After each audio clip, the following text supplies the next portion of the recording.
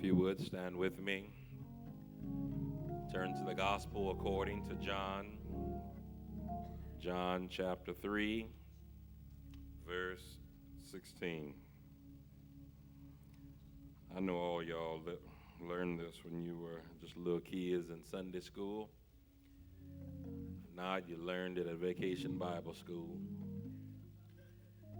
If y'all didn't go to any one of those, if y'all ever went to Big Mama's house, Big Mama would tell you this at Big Mama's house. John 3:16, there you find these words recorded.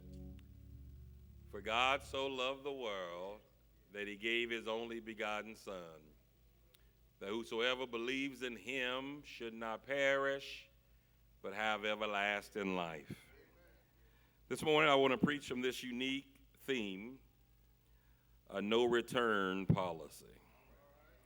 A no-return policy. You may be seated. Ushers, you may relax. My goal this morning is just to get through this message. And there are some days, amen, that you just got to get through it. There's some other days that you want to excel. There's some other days you want to climb up on a mountain, but there are some days you just want to get through it. Is that all right? I know a whole lot of y'all been churchy your whole life, and you think you always got good days, but there are some real folk up in here that know bad days come unscheduled. Preach, Terrell. They just show up on your calendar. They just pop up every once in a while, and as you're dealing with life, you deal with some death, you deal with some situations, and I've told y'all before, sometimes I wish God would ask me who he could take. It ain't that I don't love all y'all. It ain't that I don't love everybody. But there are some other folk that if he would ask my opinion, I would have offered up their name on this morning. I wouldn't have offered up Ridley's name. I would have offered up some other folk that get on my reserve nerve. I would have offered their name up. Offered up some of them cantankerous folk. And I would have said, Lord, they lived a long life. Won't you take them? They get on everybody's nerve. But I wouldn't have put his name on the schedule today, but how many of you know that God doesn't ask our opinions? How many of y'all really know that God don't ask your opinion? He don't seek no input from you. He just does what he wants to do. And the great thing about it is that he says, I'll never leave you nor forsake you as I do what I want to do, but I'll stand there with you. And so I thought it would be good with our souls to preach from this thought, a no-return policy. Now, if you're expecting a long sermon, it ain't going to be long. I'm probably already done already. And if you give me just a few minutes, I'm going to get up out of here. Is that all right? First of all, let me just go ahead and testify and blame and go ahead and tell on myself. I am the worst at giving gifts. Amen. Y'all been with me for 17 years now. If y'all ain't figured it out, let me help y'all out. I don't like giving gifts. I ain't got no time for gifts. And to be honest with you, gifts just frustrate me. One, ladies, I don't like giving y'all gifts because I can't pick y'all size just right. And some of y'all get downright ignorant when they pick something that's extra large and you think you a medium. Now, I don't know why you think you a medium. I know an extra large when I see an extra large. But if I buy you an extra large shirt, you'll look at me and say, how dare you give me that? Do you really think I'm that big? And in the back of my mind, I'm saying, I almost got you a 2X. I was trying to give you the benefit of the doubt, so I gave you an extra large, hoping you would take it back. But if you really want to know, I don't like giving gifts. In fact, I love just writing a check. Just let me write a check, and you can get what you want to get. And in fact, here's what I learned, Sister Anderson. Of all the years of writing checks, I've never got the wrong size when I wrote the check. No matter how much it was, everybody smiled and they were all right. But the moment I called myself trying to pick out somebody got an opinion. I don't look good in that color.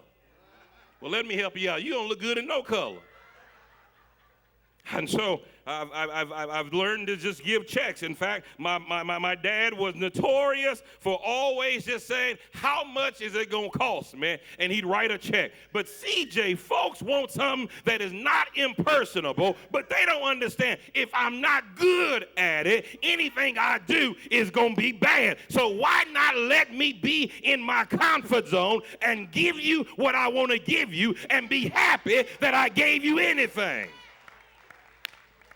Now, some of us are better at this than others. I'm mesmerized at Reverend Williams.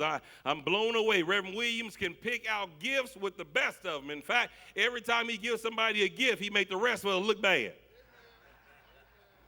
Brothers, let me help you out. We ought to learn how to slide him some money and say, Reverend, you pick it out. I'm going to put my name on it.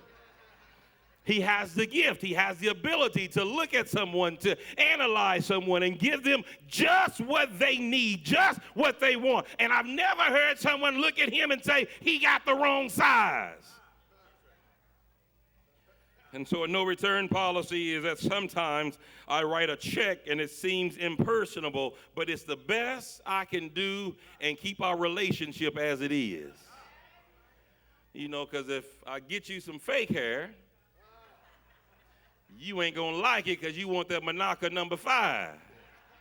That's what Turner called it, amen. And so I might get you some Boubalon number 2, but you want some Monaco number 5.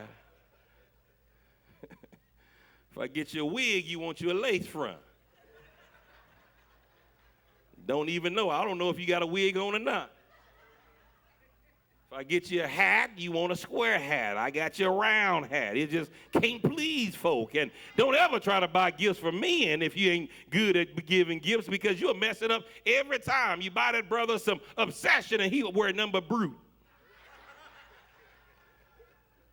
And you find yourself frustrated with giving gifts. You find yourself messed up. But have you ever noticed God is so good at giving gifts that every gift he's ever given us has been perfect every single time. God knows our measurements. God knows what color we need. God knows how to give us it. In fact, all of your spiritual gifts fit not only you, but the kingdom. All right, I'm almost done.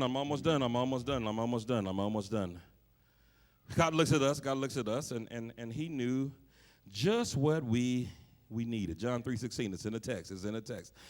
For God so loved the world that he gave his only begotten Son, that whosoever believeth in him should not perish but have everlasting life. He did not ask us what we needed. He knew what we needed. Can I walk y'all down memory lane? Do y'all remember as little kids, your parents would ask you, what is it that you want for Christmas? Amen. And then if you had parents like me, you came down on Christmas Day, and you know that fat round guy, I'm not going to call his name, but sometimes would give you your wants. You come down and you have everything or some stuff that you wanted. And have you ever noticed that the want never had receipts on it? Walk with me. When I went downstairs that year and I had my Nintendo, I had a TV, I had my Nintendo, I had Super Mario Brothers, and there was no receipts whatsoever, but on some other things that they weren't sure of that I really wanted because I was teetering, there was always receipts taped to it. And when relatives came over, they brought me gifts, but they always had a receipt taped on it to let me know if I did not like the gift, I could return it and get something else. Am I in here by myself? But Mama always had some other stuff that was wrapped up that said from Mama, from Grandma, from Auntie, and these things were not wants, they were purely needs. Is there anyone in here that grew up like I grew up and remember unwrapping a bag of socks, a bag of drawers? Hello, somebody. A bag of undershirts, and sometimes they would wrap up a bag, and then you open it up, and it'd be a coat. And Mother Robinson, here's what I found out. Because they were needs, they never had receipts, because Mama was saying, you cannot return this because you need this. Well, I got to go up out of here, but let me tell you, in John 3:16, God gives us a gift without a receipt, and he tells the world, you can't return this gift. Whether you like it or not, you need this gift. You will never make it up here without this gift. So there's no receipt attached to it. Is there anybody in here that know that God's grace has no receipt? His mercy has no receipt. His endurance has no receipt. And God says, if you're going to walk with me, the gift I give you, you cannot exchange it for anything else. I'm gone, y'all. I'll see you later. But I'm glad that God looked beyond my faults and saw my needs. Amazing grace. How sweet the sound that saved a wretch like me. I once was lost, but now I'm found. I was blind, but now I see.